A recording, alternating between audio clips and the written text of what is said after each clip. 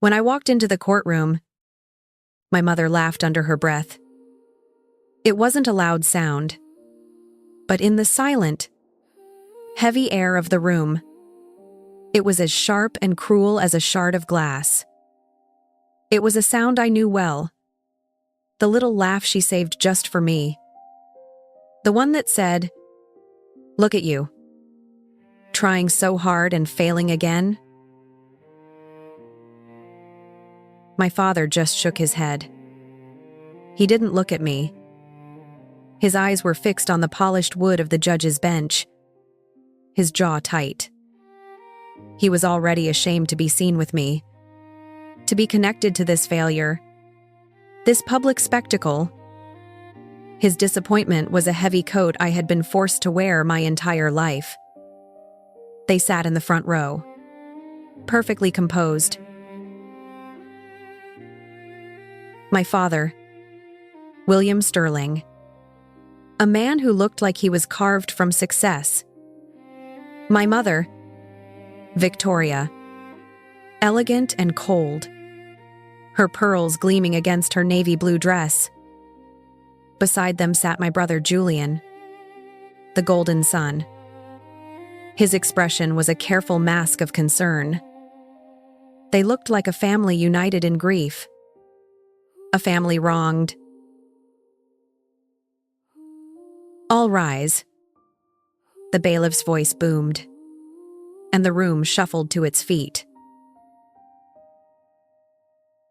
The clerk stepped forward, a piece of paper in her hand, calling the case of Sterling versus Sterling, Civil Matter Docket 74B. She cleared her throat and then called my name. Elena Sterling. The name they had tried to bury, the one they had erased from company records and family trusts, finally rang through the marble halls. It felt strange to hear it spoken aloud in this place. For years, I had been a ghost in my own family, a footnote in my own story. I felt their eyes on me. My mother's filled with scorn. My father's heavy with shame. Julian's held a flicker of something I couldn't quite read: pity. Or maybe triumph. The lawyers, the reporters, the spectators in the back, they all looked at me. The disgraced daughter, the one who was suing her own family. Everyone thought I was here to defend myself. Everyone thought I was the one who had been cast out, the one who had lost everything. They had no idea. They were the ones on trial. We looked perfect on paper. If you had seen a photograph of us in a magazine, you would have believed it. The Sterling family of Oregon, a dynasty built on steel, glass, and prime real estate. We were the kind of family people envied. My father, William Sterling, was the magnate. He didn't just build skyscrapers. He built legacies. He was handsome, charismatic, and radiated a confidence that made people want to give him their money. He had a firm handshake for the men and a charming smile for the women. But at home, that charisma turned into a cold, heavy pressure. He demanded excellence, but he only looked for it in one place. My mother, Victoria, was his graceful wife. Her life was a carefully curated collection of charity galas, art auctions, and garden parties. Her job was to be perfect, to reflect my father's success. She was beautiful, poised, and utterly remote. Her approval was a currency she distributed sparingly and almost never to me. She was the architect of our family's image, and I was a crack in her perfect facade. Then there was Julian, my older brother, the golden son, the heir to the empire. Everything came easily to him. He had our father's smile and our mother's social grace. He was captain of the football team, president of his fraternity, and the automatic successor to the Sterling Skyline Group. He never had to try because the world was designed to hand him everything. He wasn't a bad person, not actively cruel, but he was weak. He floated through life on a current of privilege, never questioning where it was taking him, and never noticing who was drowning in his wake. And me? I was Elena, the daughter who didn't belong. I had my father's mind for numbers, but not his charm.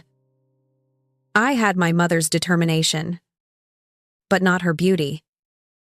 In a family that valued image above all else, I was the one who was always slightly out of focus. I didn't glide through rooms. I walked. I didn't make small talk. I had conversations. I preferred spreadsheets to cocktail parties.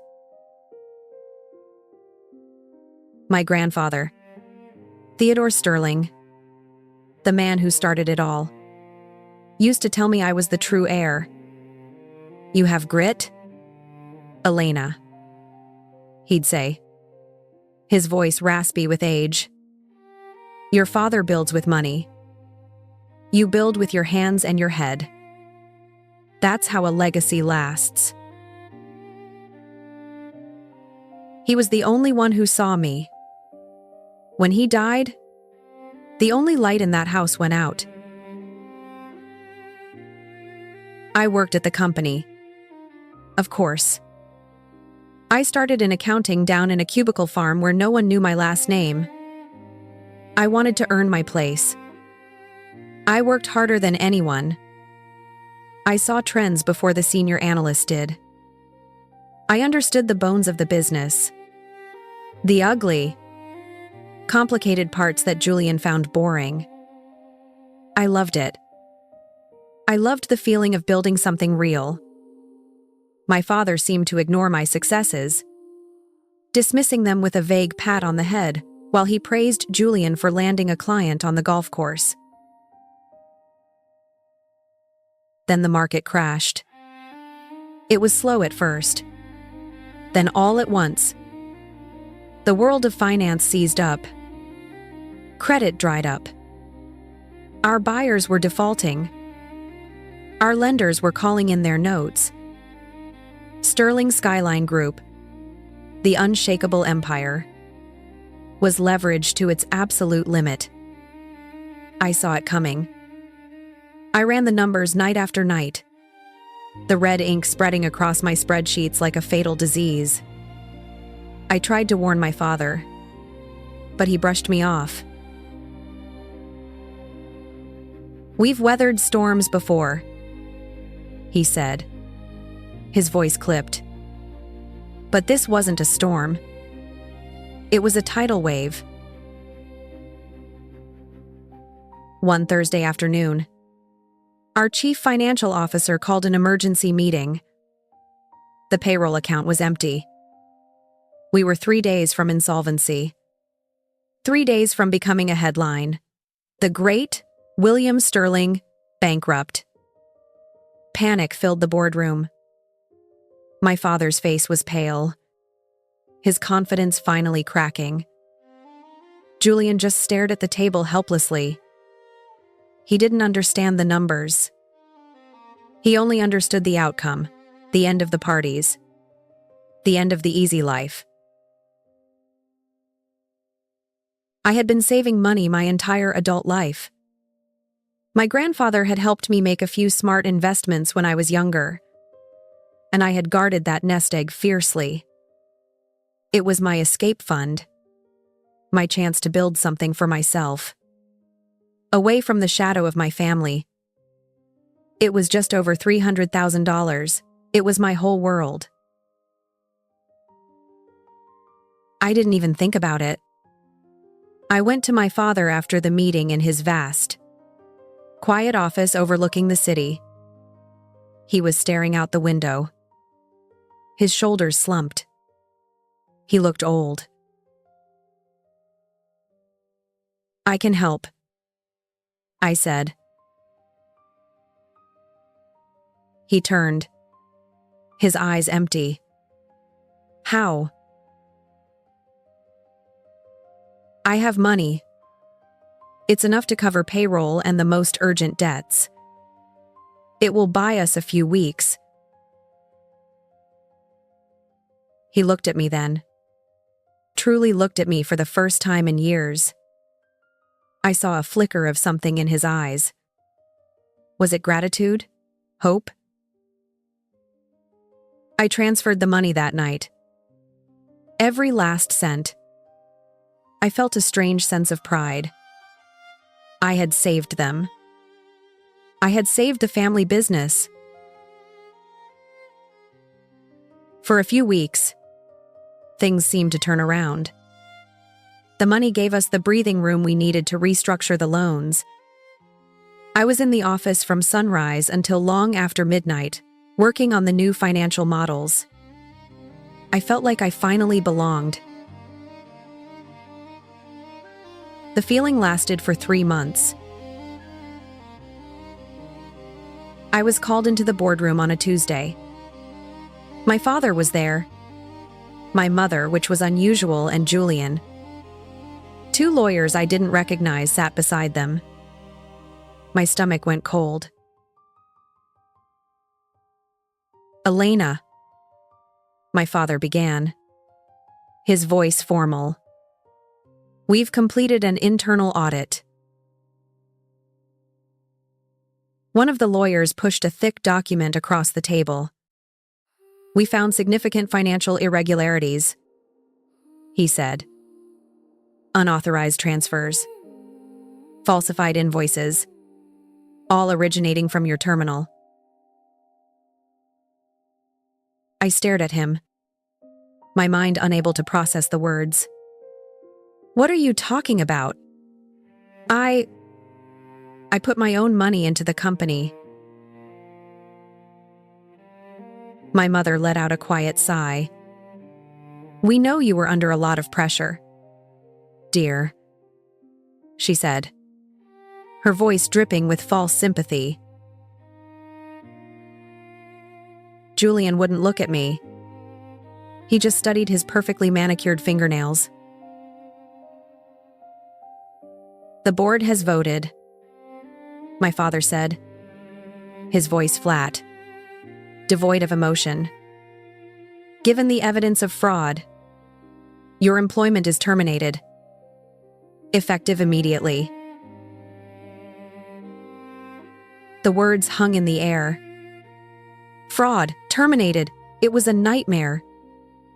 I looked from my father's stony face to my mother's placid mask. They knew. They had to know this was a lie. "This is a mistake," I said, my voice shaking. "Dad, look at me. You know I would never do this." He finally met my eyes. His were cold and empty. "You need to leave the premises," he said. "Security will escort you."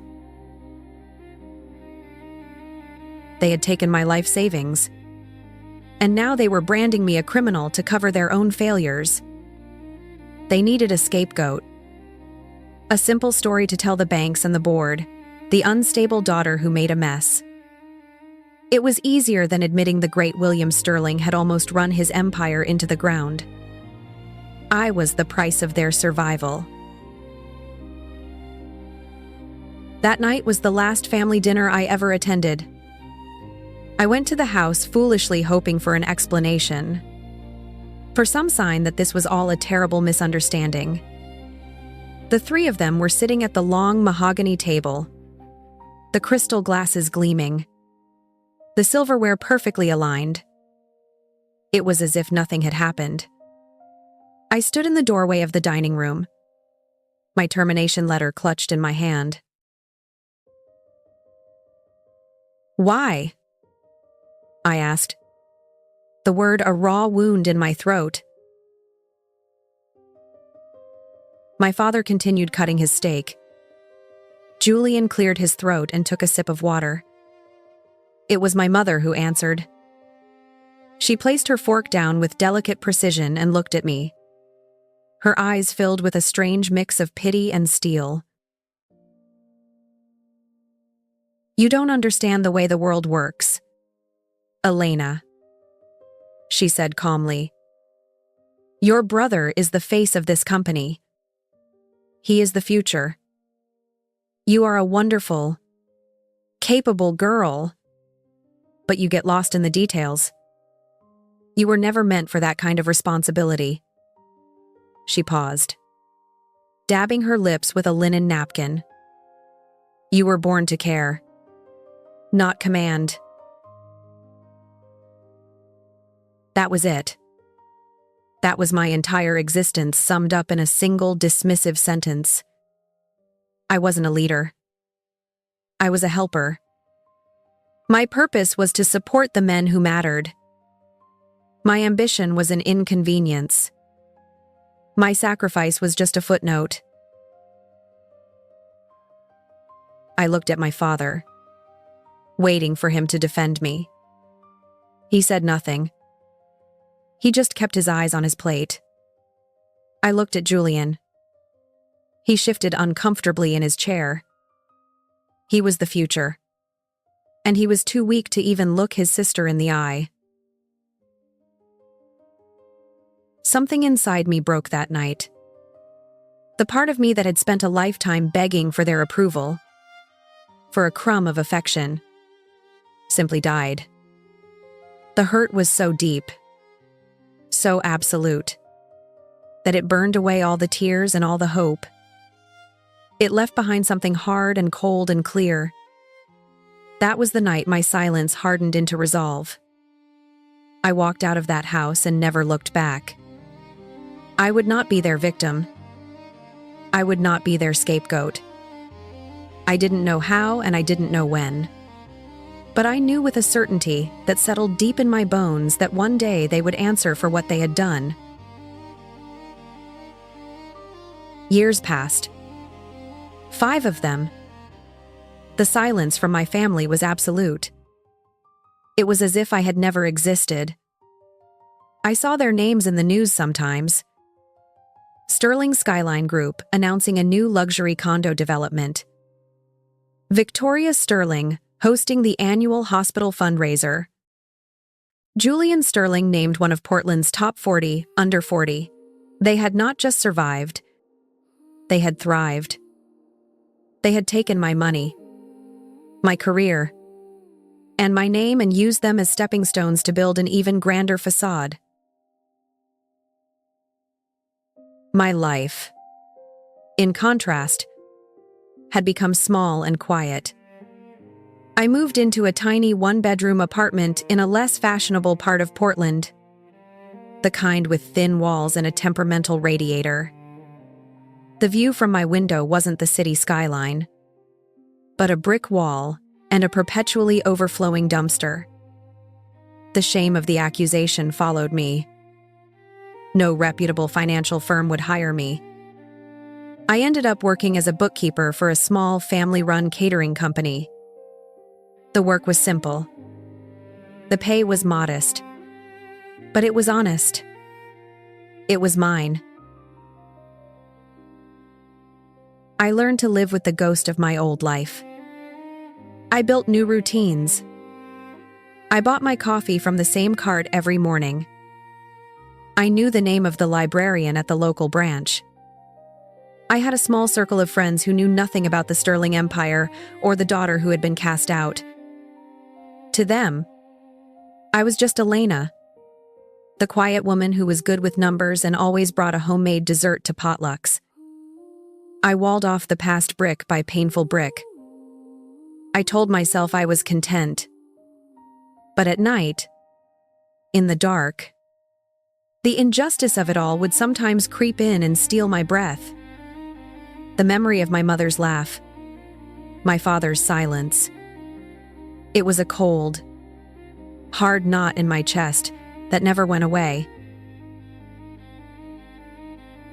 Then, on a rainy Tuesday in October, everything changed. I came home from work, juggling a bag of groceries and my umbrella, and saw a package propped against my apartment door. It was a plain brown parcel about the size of a shoebox, wrapped in simple paper and tied with twine. There was no return address. My name and address were written on the front in a shaky, unfamiliar script. My first thought was that it was a mistake. I didn't get packages. I lived a life that was deliberately off the grid. I carried it inside, my curiosity mixed with a vague sense of unease. I set it on my small kitchen table, water from my coat dripping onto the linoleum floor. For a long time, I just stared at it. Finally, I took a knife and sliced through the twine. Inside the box, nestled in yellowed tissue paper, was a single thick envelope. It was made of heavy cream-colored parchment, the kind I hadn't seen in years. It was sealed not with glue, but with a circle of dark red wax. Pressed into the center was an intricate initial, S. It was my grandfather's seal. My breath caught in my throat. My hands began to tremble. It had been years since I had seen it. After he died, my father had packed away all of Theodore's things, as if to erase the memory of the gruff, honest man who had built everything he now controlled. I ran my thumb over the wax. It was real. This was from him. But how? He had been dead for more than 6 years. I carefully broke the seal, my heart pounding against my ribs. Inside was a letter several pages long, folded neatly. The paper was crisp, the ink a faded black. The handwriting was unmistakable. It was my grandfather's elegant, forceful script. I sank into a chair and began to read. My dearest Elena, the letter began. If you are reading this, it means that I am gone and that the world has not gone the way I had hoped. It means that my son has let his ambition consume his honor. I am writing this because I fear he will not do right by you. And a man's legacy is not what he builds, but who he leaves behind to carry it on. The words blurred through my tears. He had known. Somehow he had seen the weakness in my father, the greed that was growing like a cancer. He had known they would not protect me. I kept reading. He wrote about my childhood, about how he saw his own spirit in me, my curiosity, my stubbornness, my integrity. He wrote about his disappointment in my father's obsession with appearances and his concern over Julian's lack of substance. And then I reached the last page. The page that changed everything.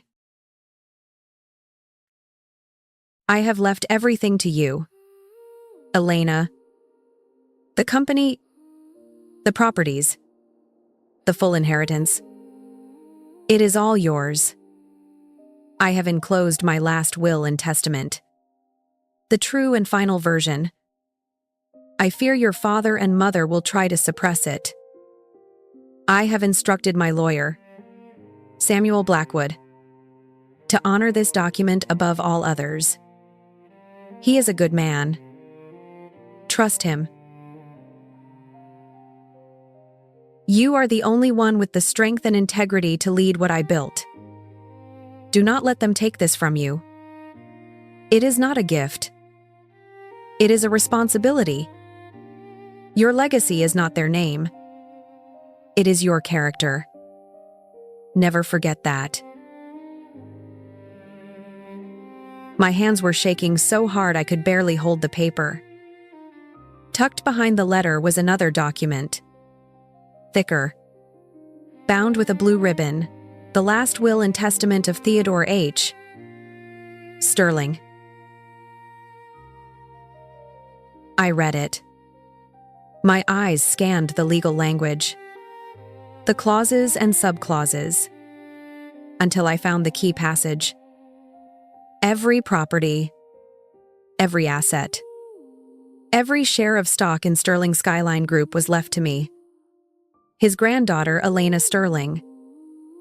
Julian was given a generous trust fund, enough to live comfortably for the rest of his life. My father and mother were given the family home and a stipend, but control the entire empire was meant to be mine. The world seemed to fall away. I thought back to the official will reading years ago in a stuffy lawyer's office. I remembered the cold, formal language of the document they had read, the one that named Julian as the sole heir. I had been left a small token trust, the kind you give to a distant relative you feel obligated to remember. At the time, I had been hurt, confused, but I had accepted it.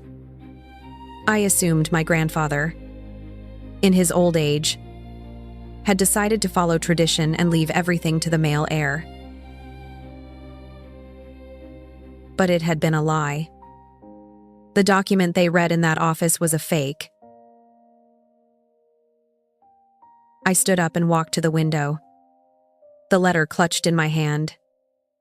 The rain was streaking down the glass, blurring the city lights. My entire life, I had believed I was the family disappointment, the one who wasn't good enough, wasn't smart enough. It wasn't wanted, but it wasn't true. I was the one he chose. I was the one he trusted. They hadn't just taken my job and my money. They had stolen my future. They had stolen my grandfather's last wish. They had buried the truth under years of lies and contempt. The cold knot of injustice in my chest tightened, no longer a passive ache, but a sharp, burning rage. They had counted on my silence. They had counted on me being weak, on me accepting my place as the forgotten daughter. They had underestimated me, and they had underestimated the man who wrote this letter. He had left me more than an inheritance.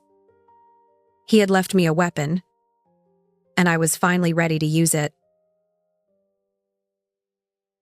For 2 days, I did nothing. The will and the letter sat on my kitchen table, a silent testament to a life I was supposed to have.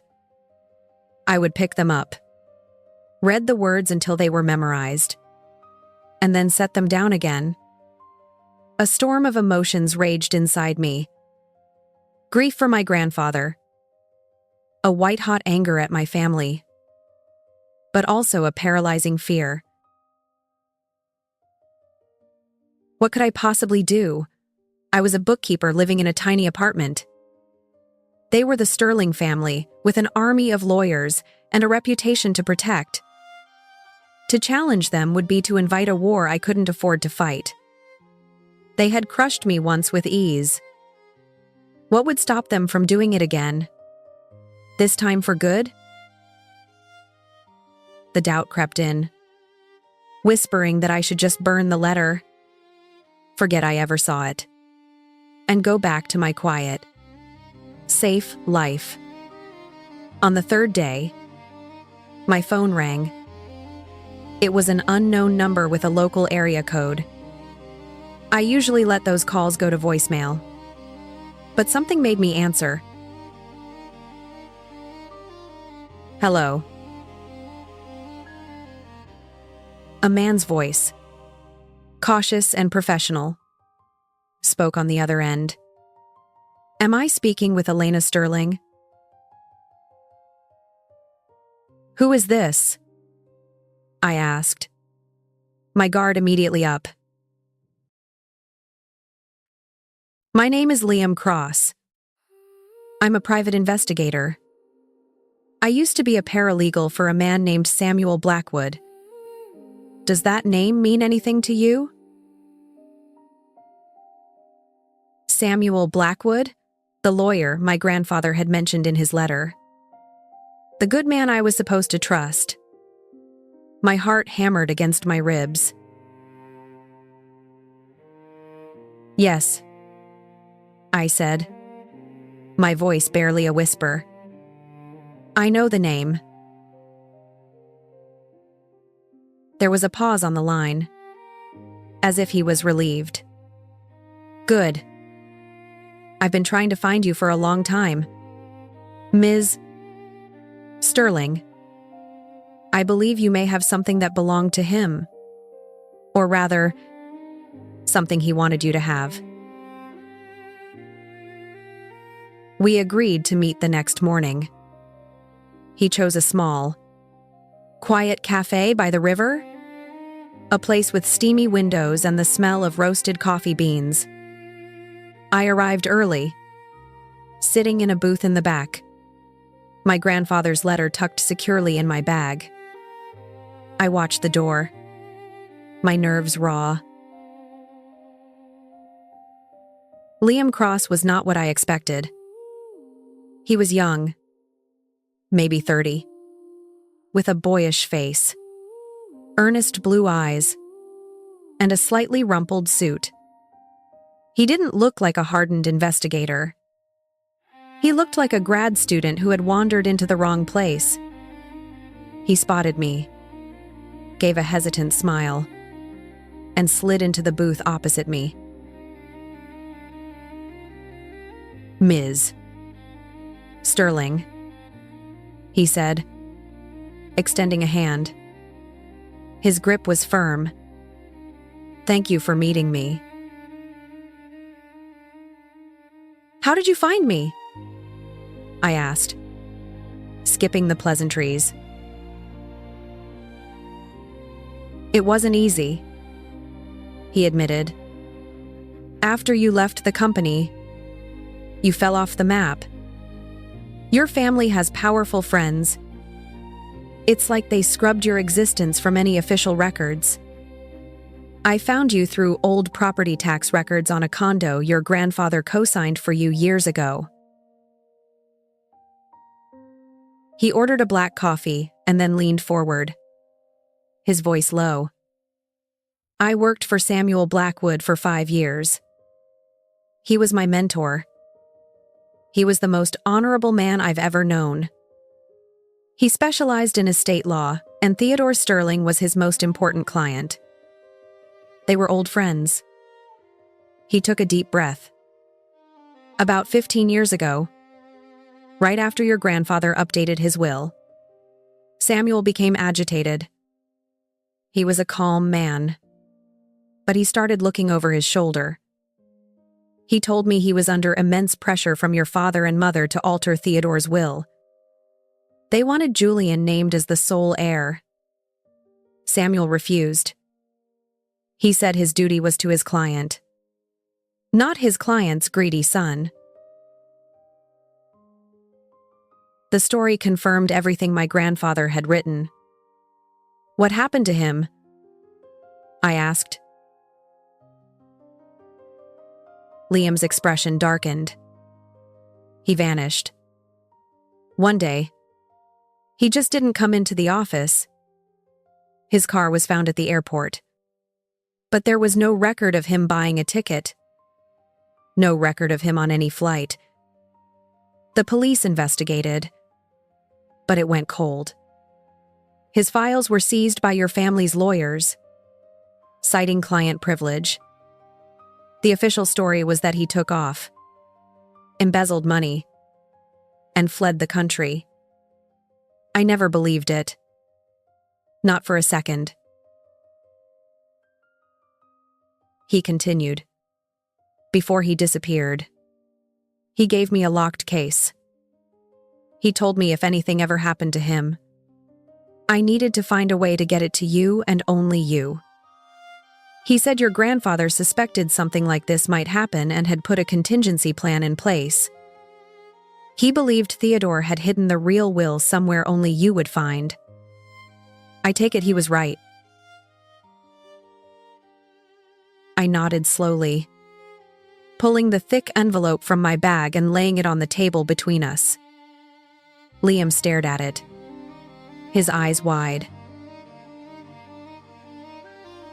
My God, he breathed. He did it. He then reached into his own briefcase and pulled out a small, slim USB drive. He slid it across the table. Samuel was paranoid in his final weeks.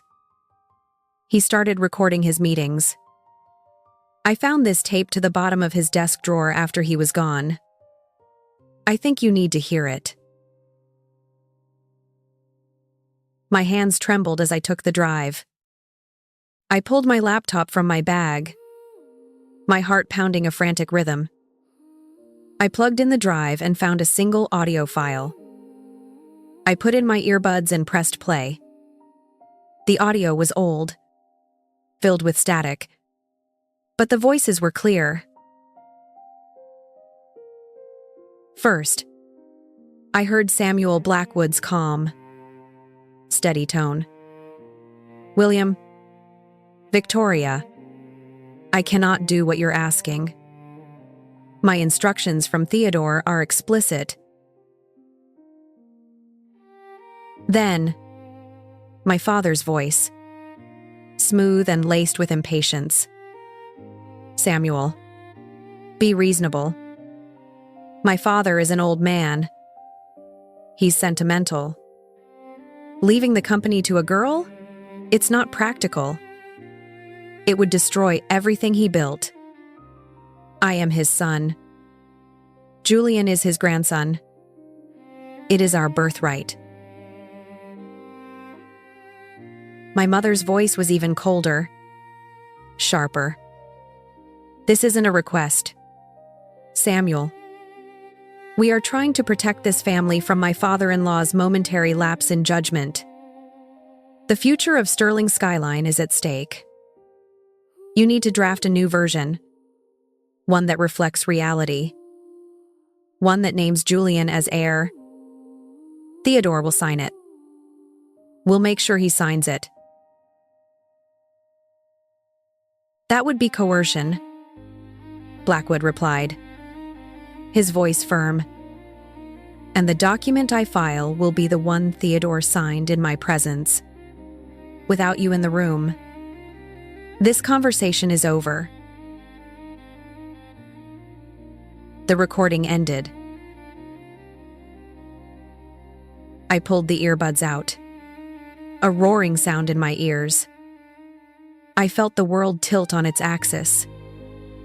My grandfather's letter was one thing, the word of a man I loved.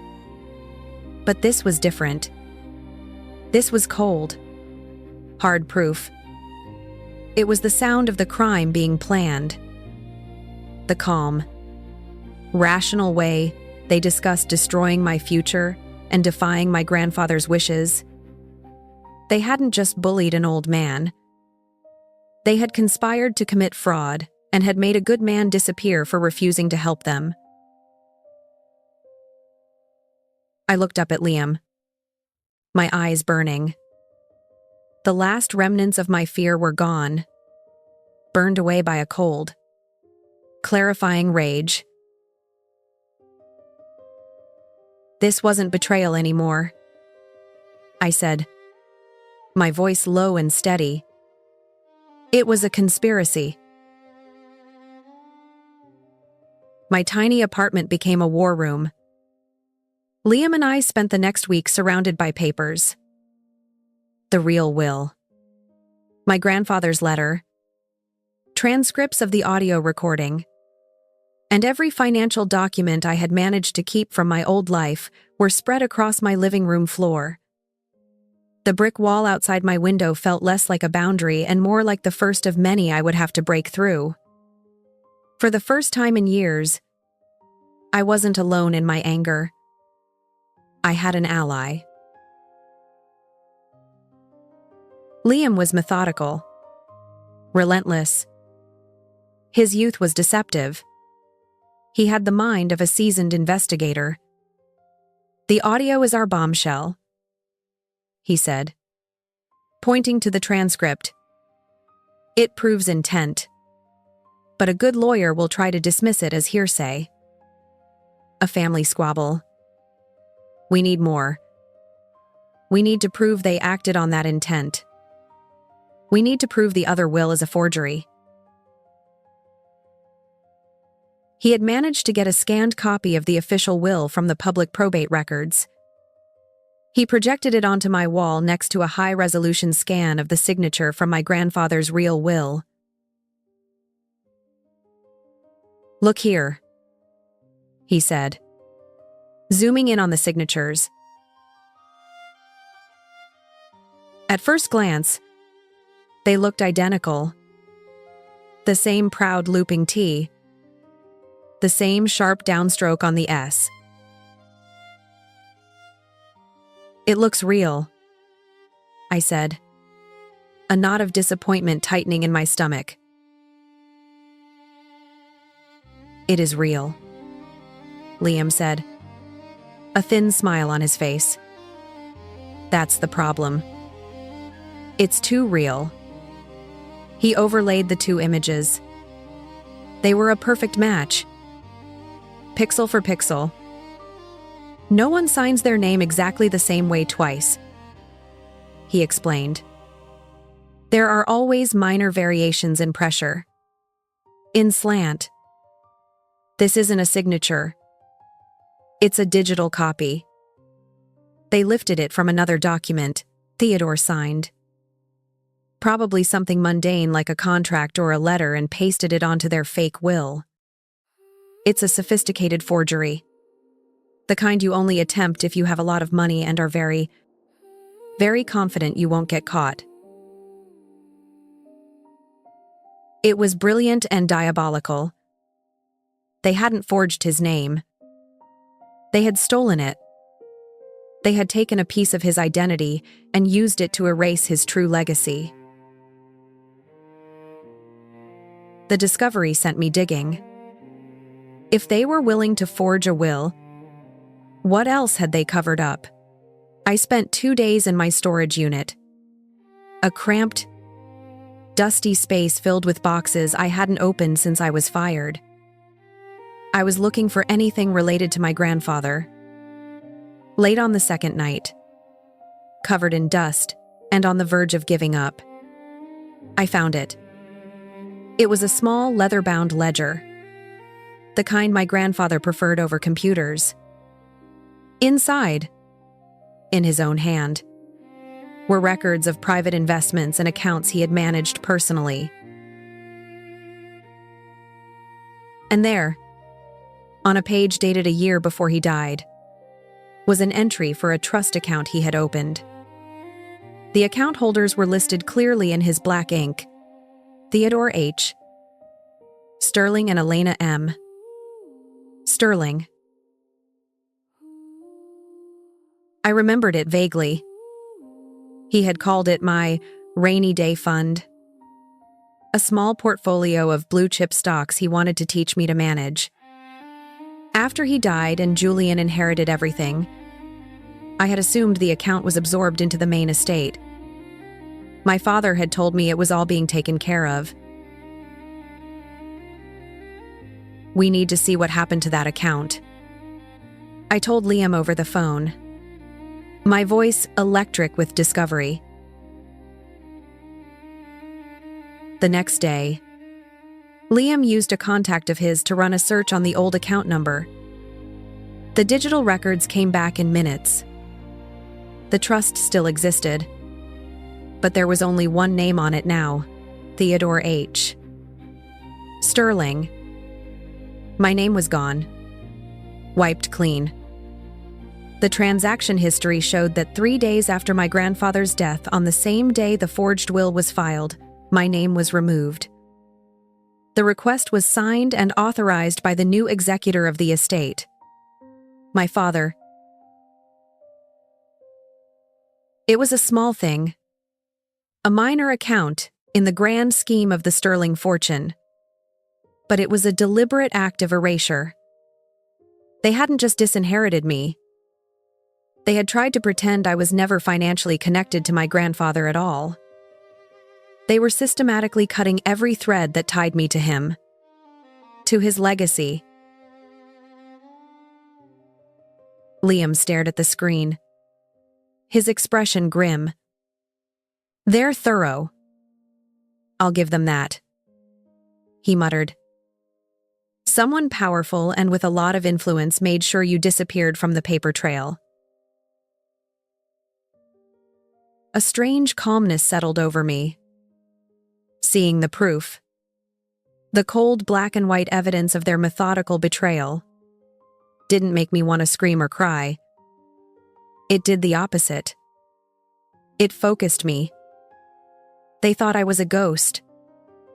They thought I was gone. But a ghost can't fight back. I was very much alive. I looked from the forged signature on the screen to the bank record where my name had been deleted. They had made me invisible. I smiled. A thin, cold smile that didn't reach my eyes. "Then we'll make sure I reappear." With the forgery proven and the conspiracy recorded, Liam and I had the what and the how. We had the crime. But a jury doesn't just respond to data and digital overlays. They respond to people. We needed a human voice. Someone who could paint a picture of the room where the truth was first betrayed. We needed to find Clara Higgins. My grandfather's housekeeper was more than an employee. She was a fixture of my childhood. She was the one who bandaged my scraped knees, who snuck me warm cookies from the kitchen, and who always had a kind word when my mother's criticism had cut too deep. She was fiercely loyal to my grandfather. After he died, she retired abruptly. My mother had told me she'd moved to Arizona to live with her sister. Like so many other things my mother had told me, this was a lie. Liam's skills as an investigator were formidable. There was no sister in Arizona. He started with old employee pension records, which gave us a last known address in Salem, Oregon, from 6 years ago.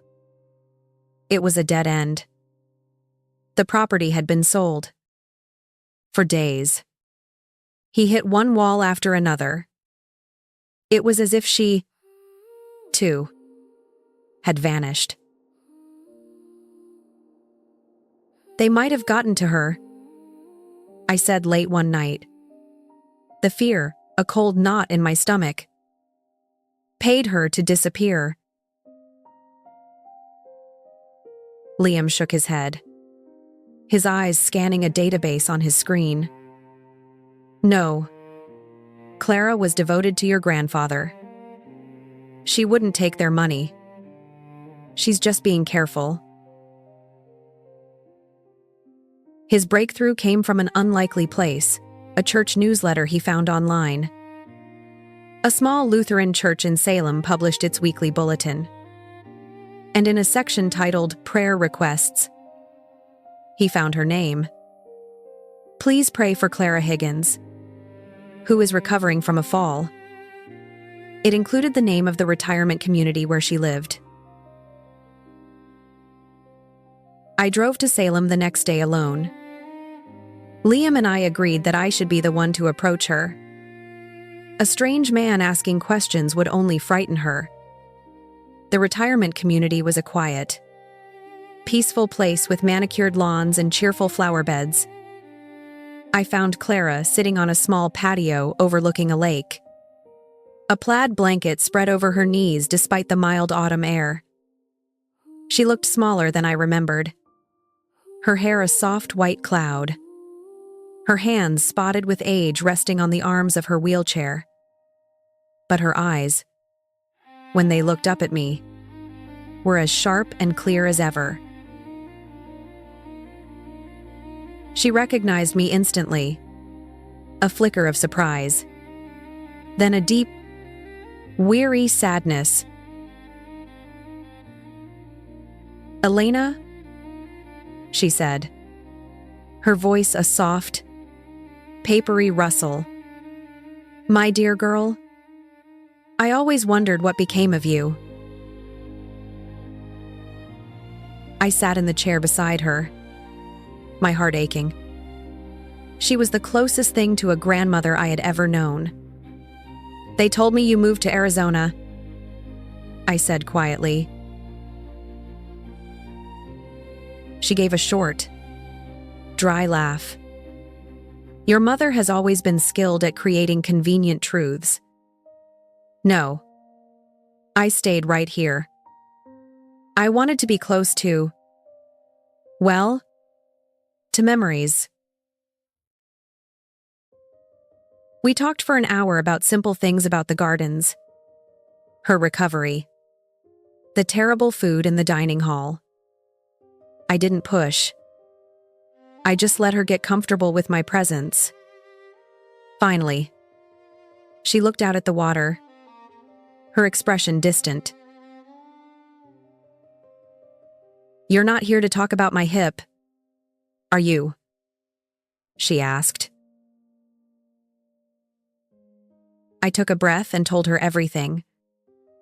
I told her about the life I had built, about the package, about my grandfather's real will.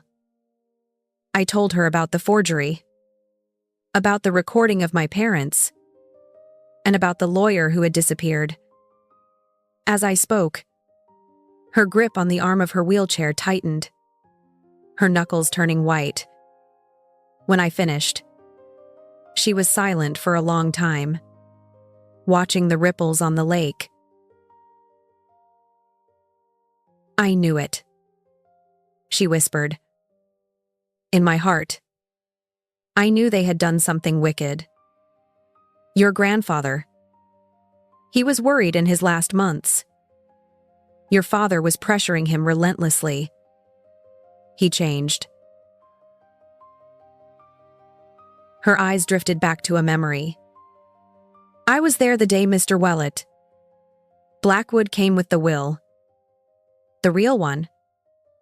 Your grandfather was so proud. He signed it in his study, and he called me in to witness it. He said, 'Clara, I want an honest person in this room to see me do this.'" Then her face clouded over. "A week later, your mother and father came to the house alone.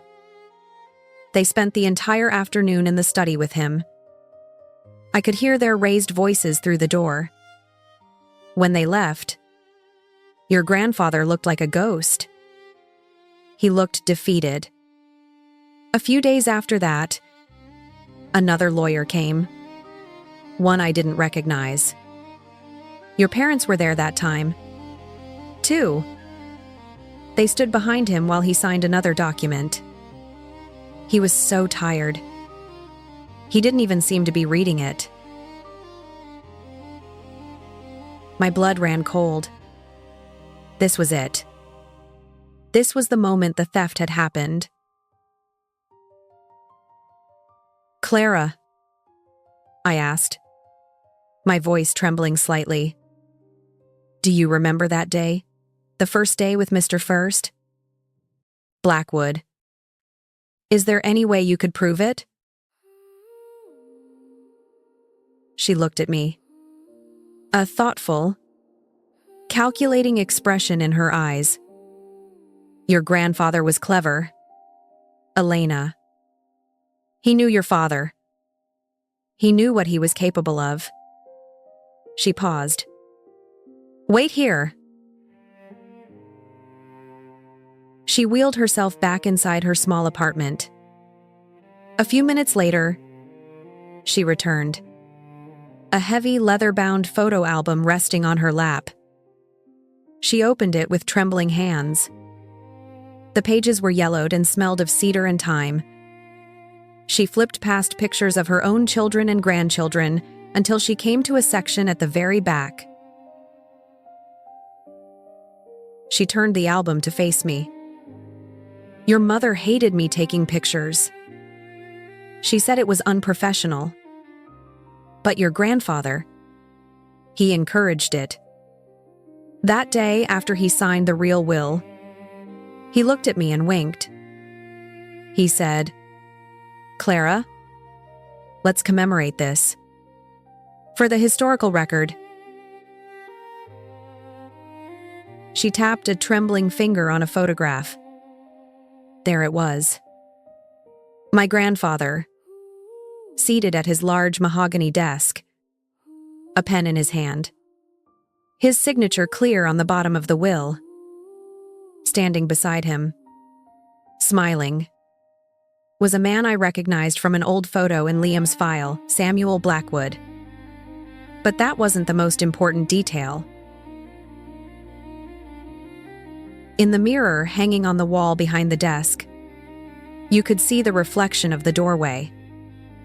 And standing there, just out of sight of the main room, her face a mask of cold fury, was my mother. Victoria. She had been watching, listening. It was irrefutable. It placed my mother at the scene of the true will's signing, a fact she would surely deny. It gave a face to the honorable lawyer who had vanished. It was a perfect, frozen moment of truth. I looked up from the photo, my eyes stinging with tears. "Clara, would you testify? Would you tell a court what you saw?" I knew what I was asking. I was asking an 80-year-old woman in a wheelchair to go to war against a rich and powerful family. A family that had already made one man disappear. She didn't hesitate. She reached out and placed her cool, dry hand on mine. She looked me straight in the eye, her gaze filled with the same steely loyalty she had always shown my grandfather.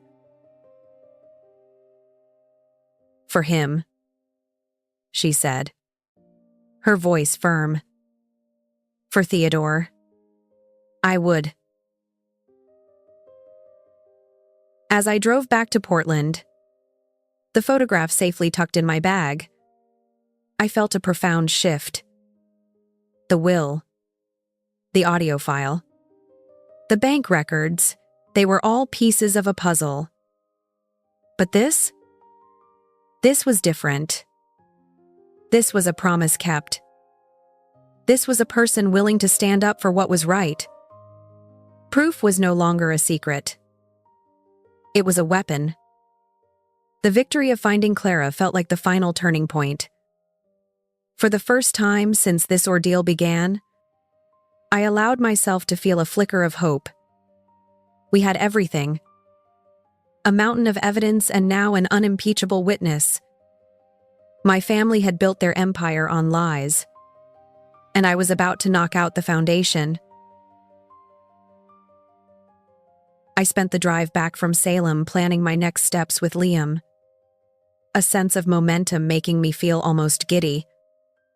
I got back to my apartment building late, the streetlights casting long shadows on the wet pavement.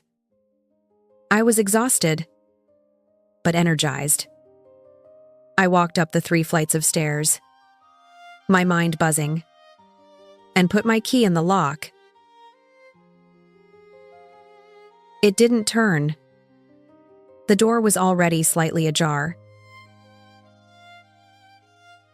A cold dread washed over me, extinguishing the warmth of my earlier victory.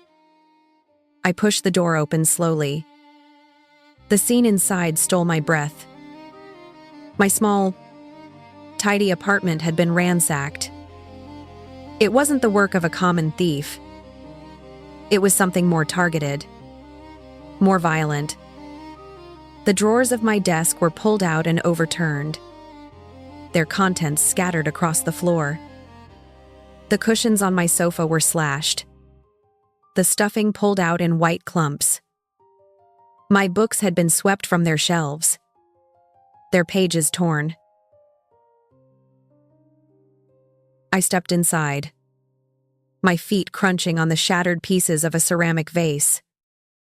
They hadn't taken my small television or the laptop I used for my bookkeeping job. They weren't after things of monetary value. They had been looking for something specific. My gaze fell on my personal laptop, the one I used to work on the case with Liam. It lay on the floor, its screen smashed into a spiderweb of cracks, utterly destroyed. They had been looking for the evidence, for the will, the audio files, the scans. My blood ran cold. I had a backup of everything on a secure cloud server, and Liam had copies. But the message was brutally clear. We know what you're doing. We can get to you. We can destroy you. The feeling of violation was suffocating. This apartment was my sanctuary. It was the one place in the world that was truly mine. A fortress I had built against the memory of my family. And they had invaded it. They had put their hands on my things, torn apart my life, and left a trail of chaos to remind me of their power.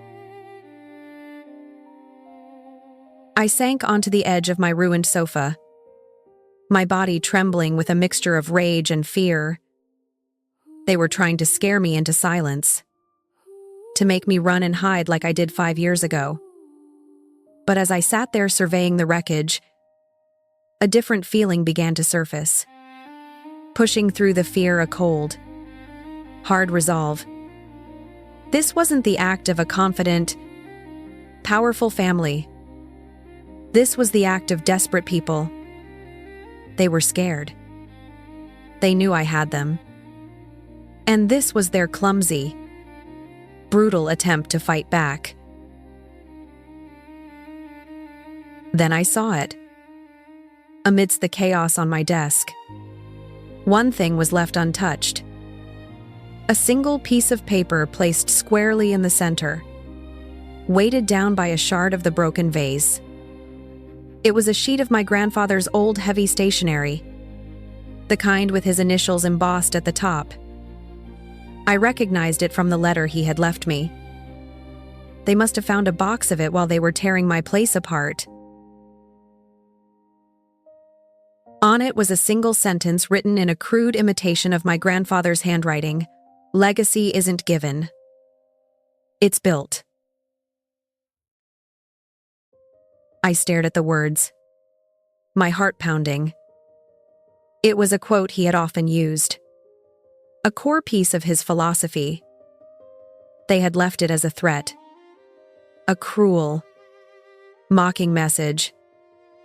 They were telling me that I hadn't built anything, that I had no claim to the legacy I was trying to take. They were using his own words to tell me I was worthless. But they were fools. They didn't understand him. And they didn't understand me. They thought the words were a weapon to be used against me. They didn't realize that for me, those words were a shield. A reminder he was right. Legacy isn't given. My father and Julian had been given everything, and they had built nothing but a hollow facade.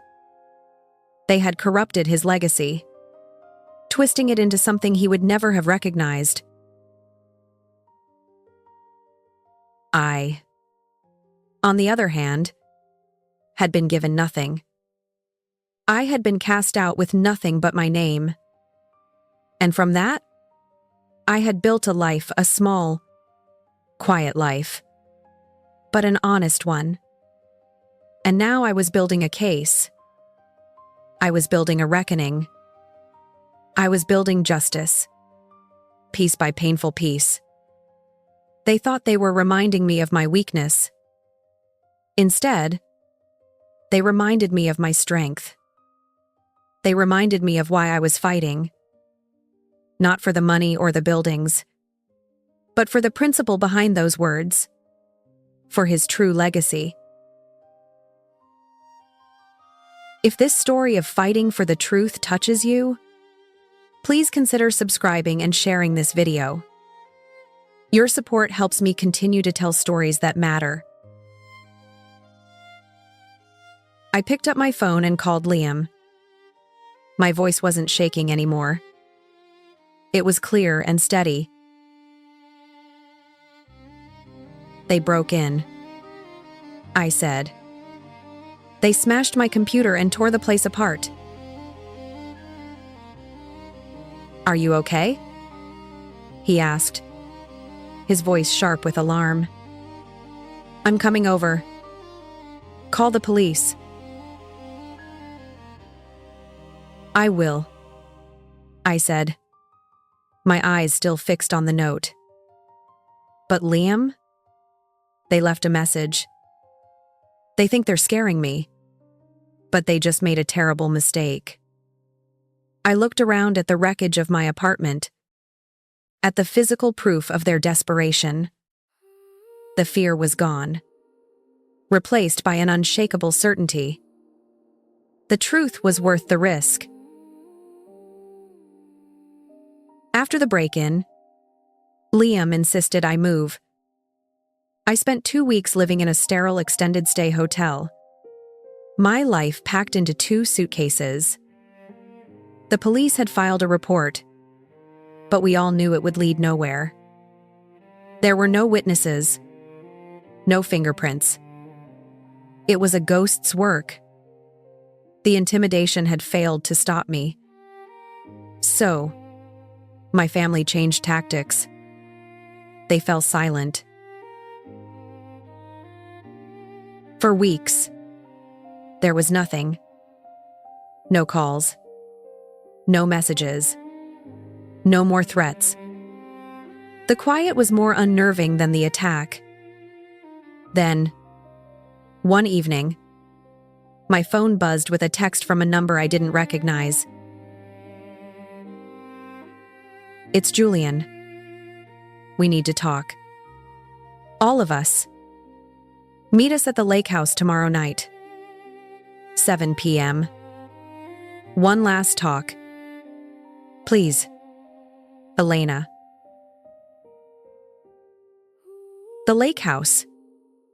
The words hit me like a physical blow. Of all the places they had chosen, that one. It was my grandfather's sanctuary. A rustic cedar cabin on the quiet shore of Lake Meridian. It was where he had taught me to skip stones, to identify constellations, and to row a boat. It was the only place where I had felt unconditionally loved. The only place that held purely good memories. And now they were summoning me there, intending to poison that, too. It's a trap, Liam said immediately when I told him. Don't go. Whatever they have to say, they can say it through their lawyers. I know it's a trap, I replied, staring out the hotel window at the anonymous city lights. But it's also an opportunity. They're going to try to manipulate me one last time, and I think they're going to say something they shouldn't.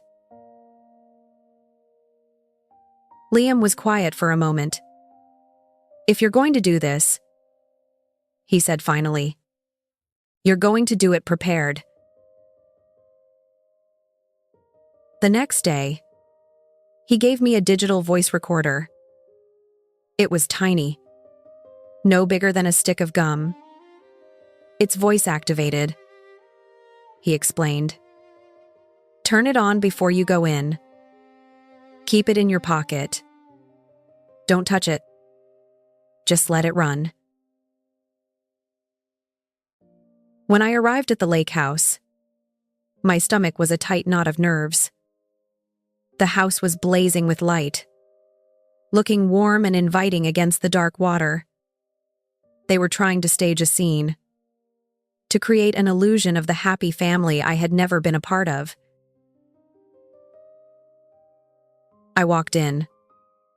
My father was standing by the huge stone fireplace, a glass of whiskey in his hand. My mother was arranging flowers on the mantelpiece, wearing pearls and a cashmere sweater. Julian was pacing nervously by the window. The air was thick with the scent of pine wood smoke and a cloying, false civility. "Elena, thank you for coming," my mother said, her smile not reaching her eyes. "Can I get you a glass of wine?" "I'm fine," I said, remaining by the door. I wasn't going to sit. I wasn't going to get comfortable. My father turned from the fireplace. His expression, a carefully constructed mask of fatherly concern. "Elena, this has gone on long enough," he began, his voice smooth and reasonable. "This fighting, it's destroying the family. It's tarnishing your grandfather's name." "My grandfather's name was tarnished when you forged his will," I said, my voice quiet but firm. My mother sighed dramatically. "We were trying to protect him, to protect the company. He wasn't in his right mind. Dear, you have to understand." It was a masterclass in gaslighting. They spoke in circles, their words designed to make me feel confused, guilty, and unreasonable. They painted themselves as the dutiful guardians of a legacy, and me as a troubled, vindictive child who was tearing everything apart out of spite. They never once admitted to any wrongdoing. Finally, after nearly an hour of this psychological warfare, my father played his final card. He walked over to the large oak table and placed a document on it. "We want to put this behind us," he said, his voice laced with false generosity. "For your own good. We've drawn up an agreement. It's a very generous settlement, enough for you to live comfortably, to start over anywhere you want. All you have to do is sign it." I looked down at the paper. It was a waiver, a legal document stating that I would drop my lawsuit and waive any and all future claims to the estate of Theodore Sterling. They were trying to buy me off. After everything they had done, they believed my silence. My grandfather's legacy had a price tag. I looked from my father's expectant face to my mother's smug smile. This was what they had planned all along. Lure me to a place of sentiment, wear me down with lies, and then offer me a bribe. Julian, who had been quiet the whole time, finally broke. He was impatient with the charade, his arrogance getting the better of him. He let out a short, scoffing laugh. "Just sign it, Elena," he said, his voice dripping with condescension. "You don't need to carry Dad's mess anymore. He already took care of that old lawyer." The words dropped into the room like a stone into a silent pool. A dead silence fell. My mother's smile frozen on her face. My father's eyes widened in shock, then narrowed in a flash of pure fury directed at his son. Julian seemed to realize what he had said. the color draining from his face. He had just, in a single arrogant sentence, confessed to obstruction of justice. He had admitted they were responsible for Samuel Blackwood's disappearance. In that perfect, terrible silence, my own heartbeat was a slow, steady drum. I had them. The tiny recorder in my pocket had captured every single word. I looked down at the waiver, at the expensive pen my father had placed beside it. I picked up the pen, feeling their eyes on me, feeling their desperate hope that I hadn't understood the gravity of Julian's mistake. I held it over the signature line for a long moment. Then, I slowly and deliberately placed the pen down on the table next to the document. I looked up and met my father's panicked gaze. My voice when I spoke was calm. It was not the voice of a victim. It was the voice of the person who now held all the power. "Then the police," I said clearly, "will hear how you took care of him." I turned and walked out of the house, leaving the three of them frozen in the tableau of their own making. The trap they had so carefully set had now sprung firmly on themselves. The trial drew every reporter in Oregon. The story was too sensational to ignore. The patriarch, the golden son, and the outcast daughter fighting over one of the state's largest fortunes. The courtroom was packed every day, a theater for my family's public unraveling. I returned to the same room where my mother had laughed at me. This time, I walked to the plaintiff's table with my head held high. I could feel their eyes on me. My mother sat beside my father, her face a mask of indignation, her smirk firmly in place. She still believed they could crush me. My father looked like he had aged 10 years, his face carved from stone. Julian sat between them, looking small and terrified. Their lead attorney, a man famous for his brutal cross-examinations, leaned over to our table before the proceedings began. "They're going to crush you, Ms. Sterling," he whispered, a confident sneer on his face. "You're a disgruntled daughter throwing a tantrum. We're going to paint you as unstable." I met his gaze without flinching. "I'm not here to crush anyone," I said, my voice steady. "I'm here for the truth."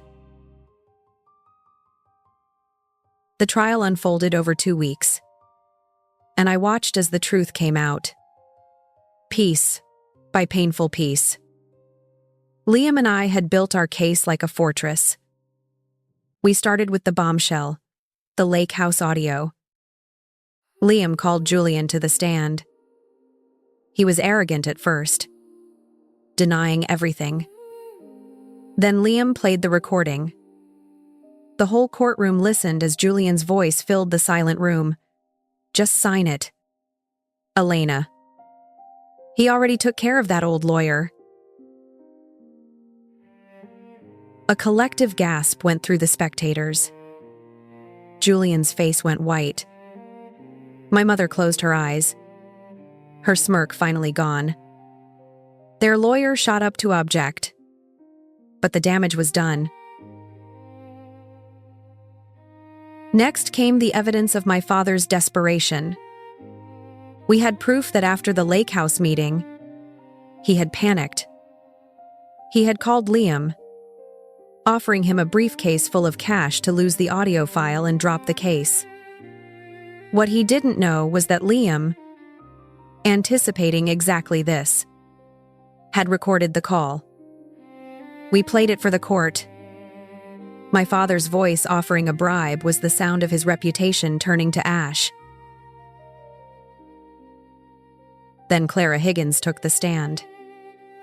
She was small and frail in the large witness box, but her voice was clear and unwavering.